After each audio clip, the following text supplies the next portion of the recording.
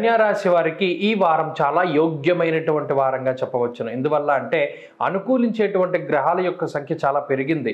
పంచమ స్థానంలో శుక్రుడు, షష్ఠ స్థానమందు రవి, బుధ, శనేశ్వరులు, అలాగే ఈ వారంలో చంద్రబలం అధికంగా ఉండడం వల్ల అనుకూలించేటువంటి గ్రహాల యొక్క సంఖ్య పెరిగింది. దీనివల్ల బుర్రలో పాదరసం పరిగెట్టినట్టు పరిగెడతాయి ఆలోచనలో.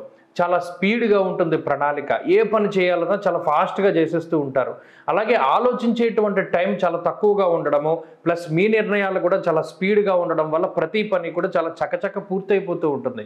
మధ్య మధ్యలో కొంత ఆశ్చర్యంగా కూడా ఉంటుంది. ఏంటి మనకేనా ఇలా ఉన్నది పరిస్థితులు ఇవన్నీ అనేటువంటి ఆశ్చర్యం ఉన్నప్పటికీ ఇప్పుడు ఉన్నటువంటి గ్రహస్థితి చక్కగా మీకు ఈ షష్ఠ స్థానమందు రవి కానీ, శని కానీ, బుధుడు కానీ చాలా మంచి సానుకూలమైనటువంటి ఫలితాలు. మరీ ముఖ్యంగా షష్ఠేరవౌ సుసౌఖ్యాదిన్ యత్ర కార్యార్థ సాధనం. అసలు ఏ పని ప్రారంభించినా కూడా చాలా తొందరగా పూర్తవ్వడానికి రవిగ్రహం కారణం.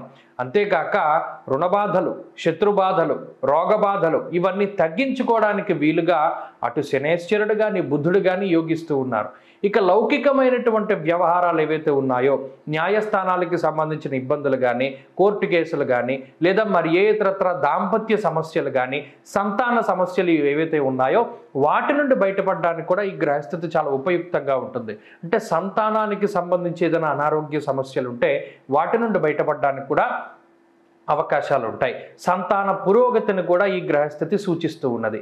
అలాగే ఒక ఇల్లు కొనుక్కోవాలి, లేదా ఒక ఫ్లాట్ కొనాలి, లేక ఒక స్థలం కొనాలి, వాహనం కొనాలి, బంగారం కొనాలి అంటే మీ దగ్గర ఉండేటువంటి డబ్బు సరిపోకపోయినా సకాలంలో అవి కొనడానికి మీకు డబ్బు చేకూరుతుంది. అంటే ఇది లోన్ తీసుకోవడమో, క్రెడిట్ కార్డు రూపంలోనో, అప్పు రూపంలోనో ఆ ధనం అనేటువంటిది మీకు దగ్గరికి వచ్చి చక్కగా మీరు కొనుక్కోవలసినటువంటివన్నీ కూడా ఆనందదాయకంగా కొనుగోలు చేస్తారు. ఆ పరిస్థితికి కూడా ఈ గ్రహస్థితి కారణమవుతుంది.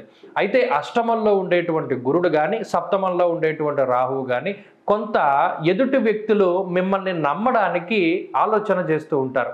మీరు చాలా జెన్యూన్గా మాట్లాడతారు, ఉన్నదన్నట్టు చెప్తారు. అయినప్పటికీ కూడా ఎదుటివారు మిమ్మల్ని ఎక్కువగా నమ్మడానికి మాత్రం సందేహిస్తారు, ఎక్కువ అనుమానిస్తూ ఉంటారు. అదొకటి మాత్రం మీరు దృష్టిలో పెట్టుకోవాలి ఈ వారంలో.